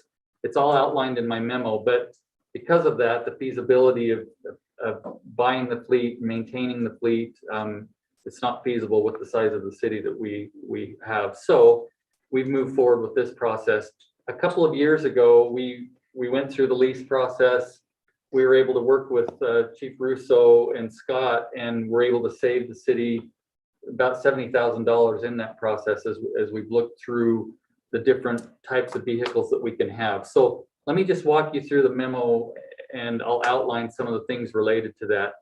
Right now, as far as the procurement process, we work with the Ken Garf Auto Group. They are actually have been vetted through the state contract process. So they are an entity that is identified and through a procurement process can go through with us Are they on the this. only one or are there multiple? There are multiples. There's multiple. Yeah.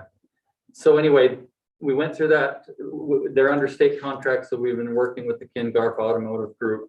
As far as the lease options, we've looked at over time whether doing a 2-year, 3-year, or 4-year lease. We found that the most cost-effective way to do it is a 2-year lease for a couple of reasons. One is that due to the need for a warranty beyond the 2-year lease, it costs us more money. There's also really to cover the powertrain, mechanical maintenance issues, all of that.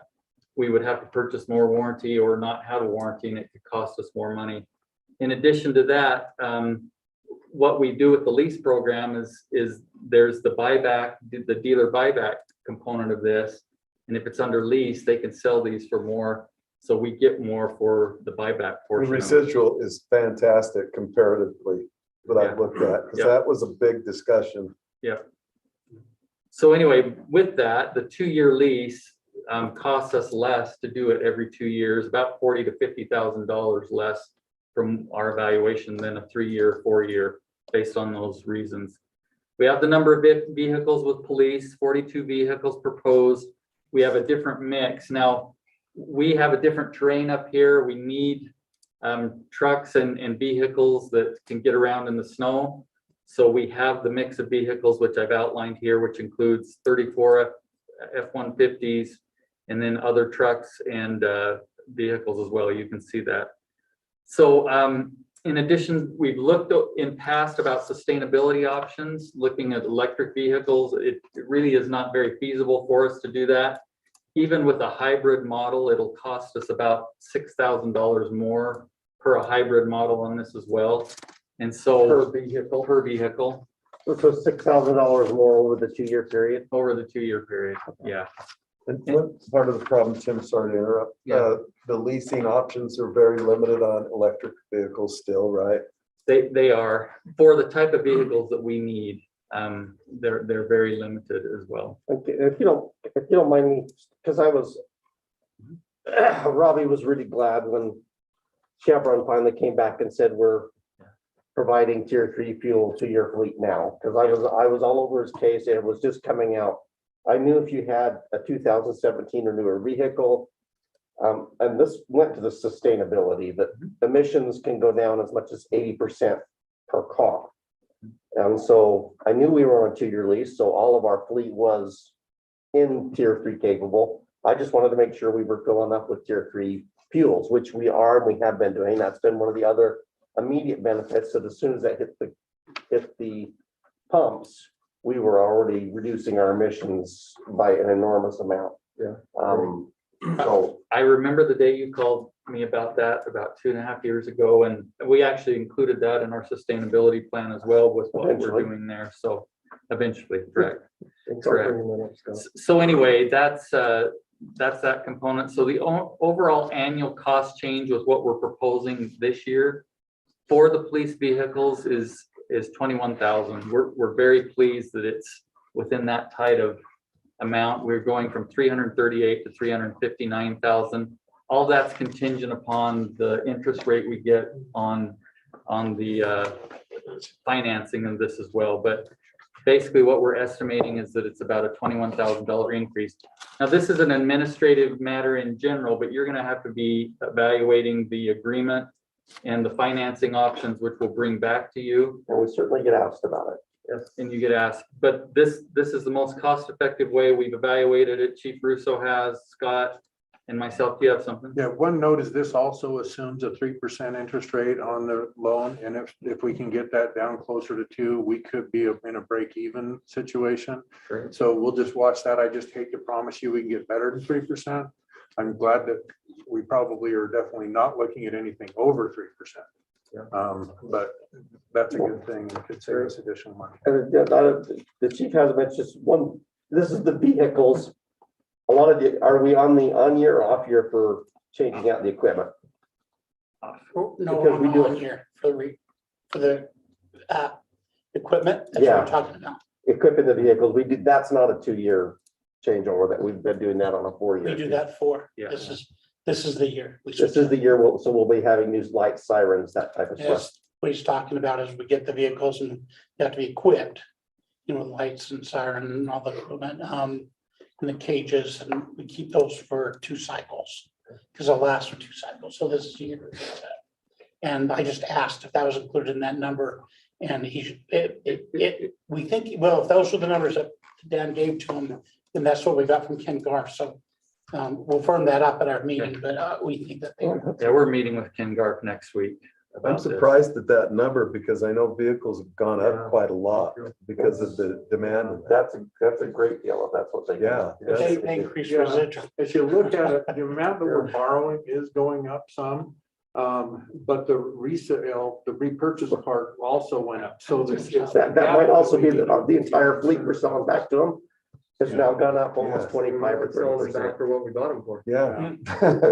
So- It's gone up substantially. This year. Yeah, and the mix of vehicles is important on that, but yeah, it's working. And this number is just police. This is just police. I'm gonna go over Public Works in just a minute. Did you have anything to add, Robbie, Well, on this? just because I know the question that they'll get asked is they'll say, well, why do they need the Lariat package and those? I get that they need the truck, but why do they need that? And the answer to that question is, it's actually cheaper to get those packages, because for Ken Garf, when they get a truck back, it's much easier for them to flip a Lariat package with still under warranty than it is something stripped down. So the residual is better on it. And so for us, it's actually cheaper to buy the nicer. And if you think it through, it makes sense, but the optics on that, causes people to ask that question to you. So And those Robbie, I did that personally because of that. Besides the comfort of it, resale is much better than an XLT or a regular. But those packages sell that quick compared to the others. exactly. And when So the price goes up. the citizen comes in and they buy a truck, they say, oh, look, it's a black truck with under warranty, lariat package, Yeah. done. And so we It's get more money out it's of a it. very So good way to do it. I appreciate that. Well, may I just, this is really ignorant of me, but what is a lariat package? It's just an upgraded, it's upgraded, so it has the leather and the different, like the wood trim and things like that in it. And so if you're a citizen looking at it, you think, why do the police need that? And it's a fair question, because it looks like we're being extravagant. because I have had constituents ask me that. So You'll get so more The of answer is you're able to return it at a better return. It's Residuals. cheaper to buy, it's cheaper to drive that truck than one that's stripped down Okay. because of the resale. So, Oh, okay. so we get the benefit and it's actually cheaper. It's Because that goes into that math, the math as well, because we've had one person in particular, but a couple that keep saying, well, you're spending $2 million a year on your vehicles, and that ignores the residual, which is a huge part of any lease. Anybody who's ever leased a vehicle knows that how much you're not going to charge me because you're going to buy it back at the end is a huge amount on there. The actual cost, boy, if it's only 21,000 or could possibly even be less, that's especially considering that's still $50,000 less than it was 2 years ago. Yeah. Yeah. The big thing is we pay a little more than $2 million upfront for the vehicles, but we sell them back for a little better than $1.5 million at the end of the lease term. So they really are holding their value very, very That's a well. number we all need to know. Yeah. Yeah. Trucks and cars have a bigger span of residual. Cars go down a lot quicker. They do. And interesting enough, this year, Ken Garf make more money because the cars are worth more now Oh, than when we Well, bought them. because of the chip problem and all that. Yeah. yeah, right now is a good time to be selling and getting out of a lease but we probably don't have the option to buy it. We've already guaranteed that we're going to sell. So they're going to be really happy.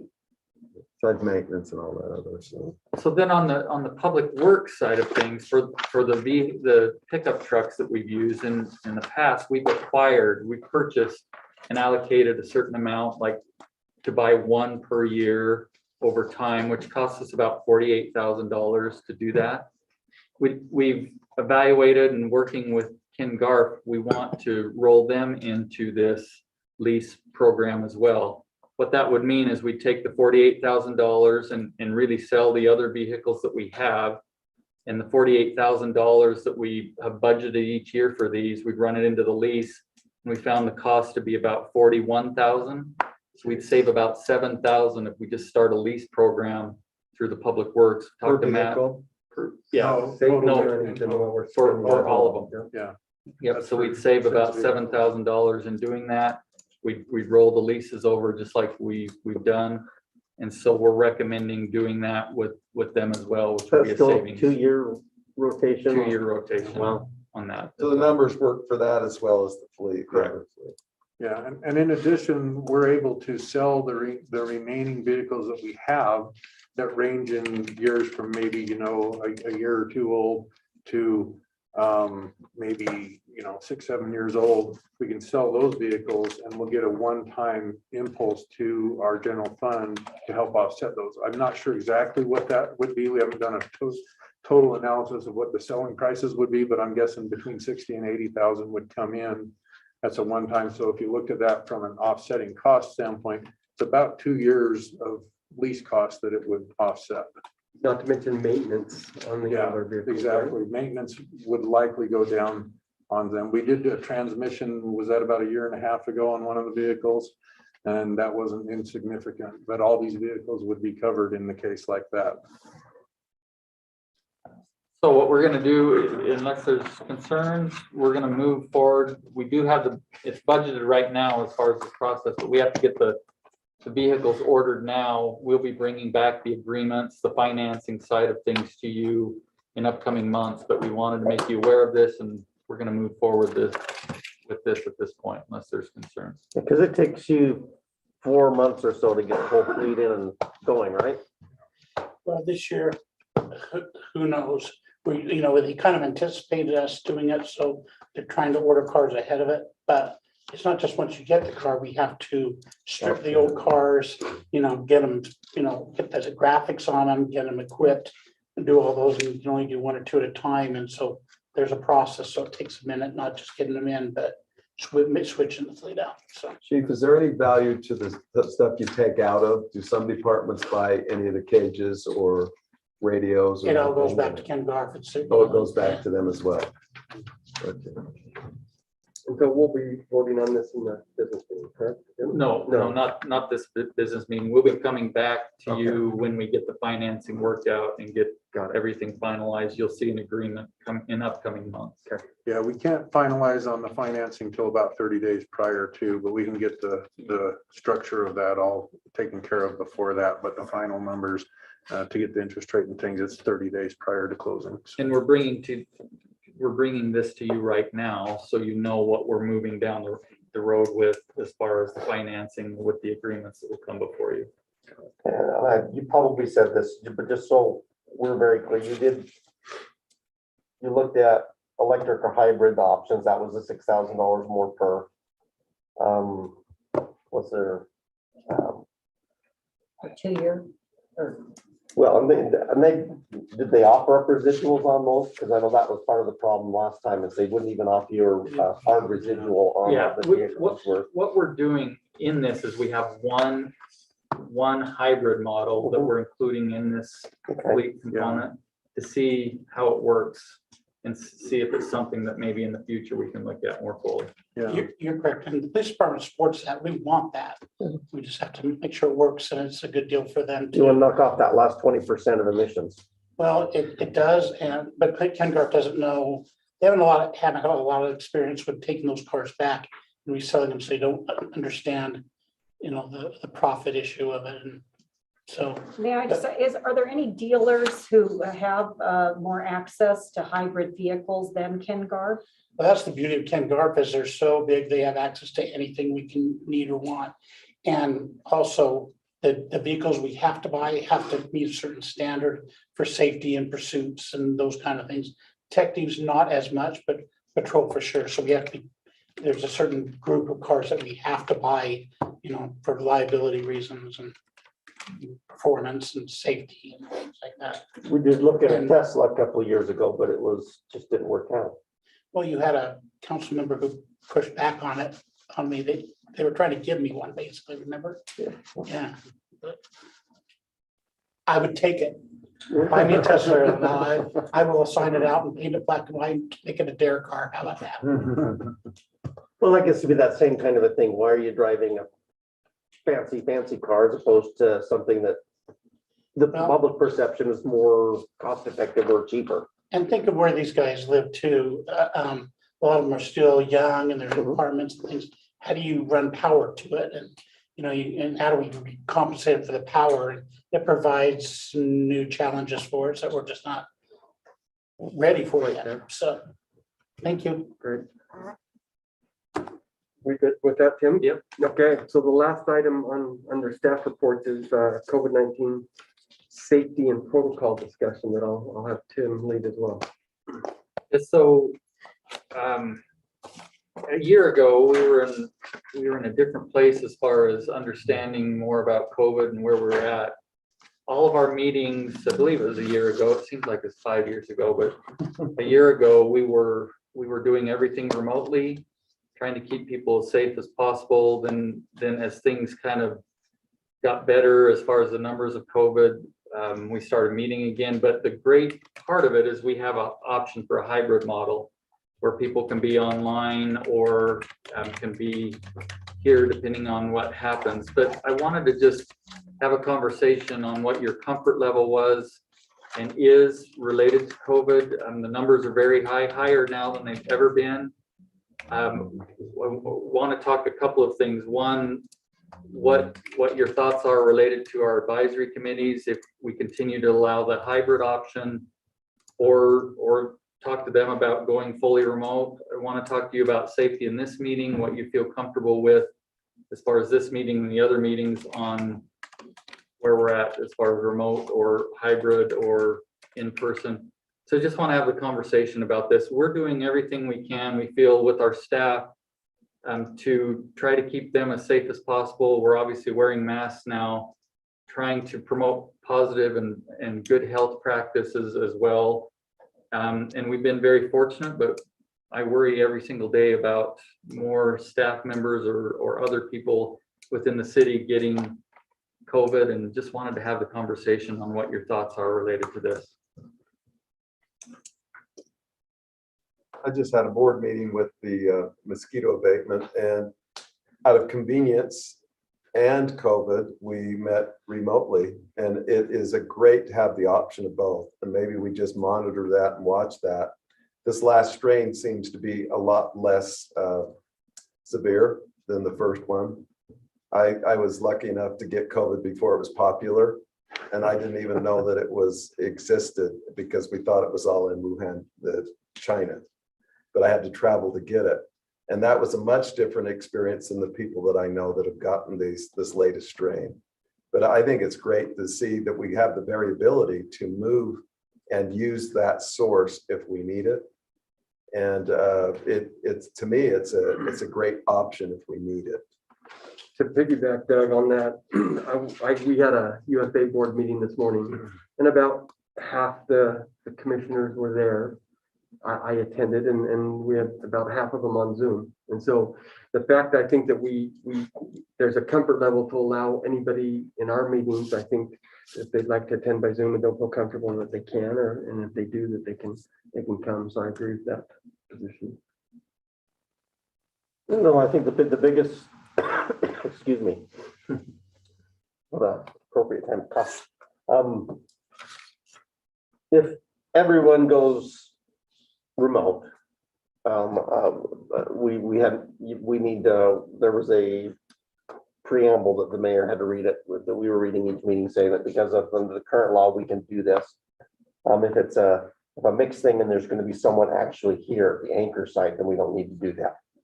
I think the hybrid meeting is kind of here to stay. I mean, I know that, and I've asked, Tim to, just send us a list of the people that were at the meeting, like they were here. Sometimes it's a lot easier. I know with, I sit on the Whitford board, we go from Immigration Canyon to Harriman. And it's certainly a lot easier sometimes on the morning for someone to call in, just depending on what the situation is. So I think the hybrid concept is kind of here to stay. But there's also something to be said, being able to sit here and get stared down or look into your eyes directly and have the conversation. Obviously I don't sound super great today. That's why I made sure I'm tightened and I think what we've been doing is good. But you can attend a meeting while sick or while in the middle of the Caribbean on Zoom if you need to. Or somewhere in Mexico.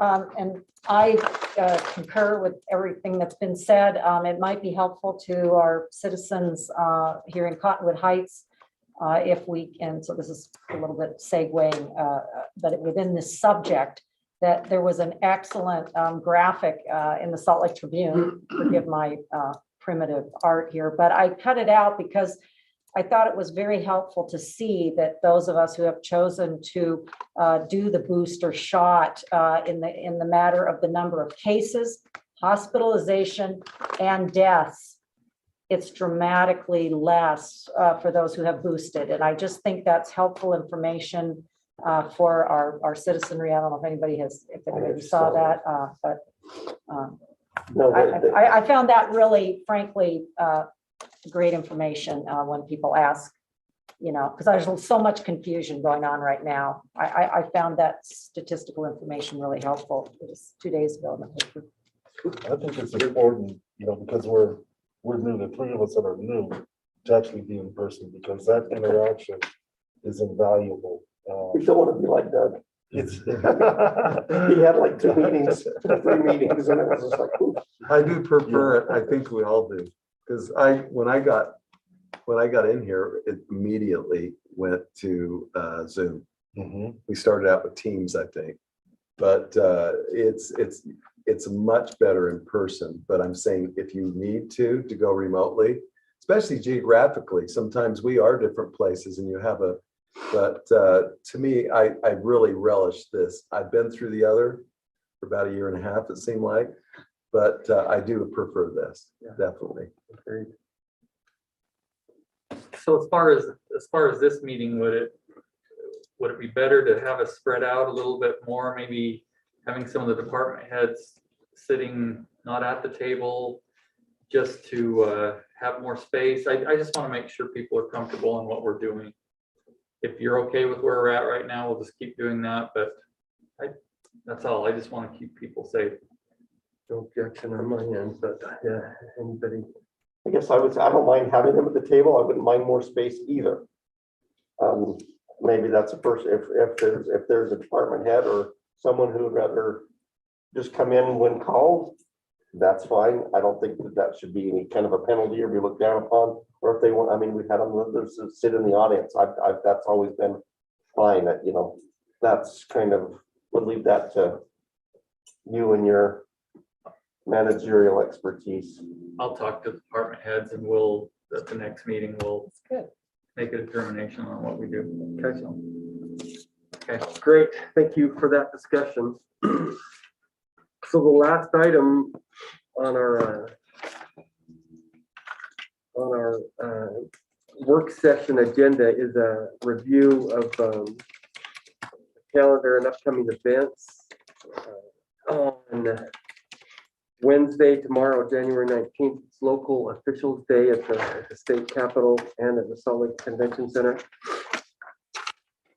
Can I just make a Yes. note on that? So you're all registered for the luncheon. So tomorrow it's at the Salt Palace. I believe it's noonish around that time. It kind of starts at different times as legislators are coming in. They convene it, but it's around that time and you're all You know registered. where we're gonna meet? At the Salt Palace, it's the ballroom, which is, if you go off of, what is it, Second West? Yeah, Second West. The ballroom is the one that's just down the escalator. So do we have a choice to go to either What's the that? Capitol or the If you want to- Salt Palace? There's also the Capitol breakfast at. Okay, yeah, the youth councils are gonna be, At the Capitol. I don't know, this year's group of kids decided, let's go early, and I'm like, you want me to get up and be ready to go at 6:40? What? Anyway, we will be down there. And I appreciate Tim and Robbie, they made sure I got the N95 masks, because I just didn't want to, with that many kids in the van for that long. I just figured that was a better way to go. We will be down there. There's a presentation on flag design. The governor's going to have a press conference like at 10:30. I believe there's an LPC meeting at the Salt Palace 11 earlier o'clock. that kind of conflicts with that. But the lunch, I believe, is supposed to start at 12:30 in the ballroom. And sometimes you don't know what the last couple of years, they finally got around where they've actually assigned Cottonwood Heights guys this table and this table, so we don't have to kind of like run in and start grabbing tables. But we have 15 students that'll be going, and then my wife and I as the advisors, and then Ellen's helping us drive. She's going to be down there as well, so Great. figure she's on the workman's comp and the liability and the city coverage. Apparently getting up at that ungodly hours okay for her. Okay, the next item on the calendar is the city council retreat for next week. I'm really looking forward to that. That will be here at City Hall at 8:30 a.m. We'll have some light refreshments in the morning, I guess we'll call it, and then we'll also be served lunch. So we will go as long as we need to that day. So if you would be wary or cognizant of your going home schedule. It could be earlier, it could be later. And I will try to have the agenda with the topics to you. I mentioned this in the council communications. Try to have it to you by Thursday, because tomorrow's kind of a busy day with everything, but we're getting close to having it ready. So we'll get that to you, and then we can make final changes and have it ready for the Tuesday meeting. Okay, great, thank you. Are you gonna do like past mayors, if anybody is taking the meeting and dragging it on too long, they get to buy dinner? Sure. The last item is, just like yesterday, City Hall will be closed on Monday, February 21st in observance of President's Day. And then before I entertain a motion to adjourn, this was a pretty full agenda, and it's about 6 o'clock. That's about where I was hoping we'd go. And so that's a good barometer to look for in the next 2-3 meetings, to maybe look at maybe moving to 6:30. So we'll see how that goes to the next 2 or 3 meetings. We'll maybe make another determination. So thank you. So I would entertain a motion to adjourn the We have no work closed session meeting. and no closed meeting, sorry. There are no items to discuss in closed meeting. I'll entertain a motion to adjourn the work session and reconvene in our business meeting at 7 o'clock. So moved. I can second that motion. Great. We have a motion and a second. All those in favor say aye. Aye. Aye. We are adjourned.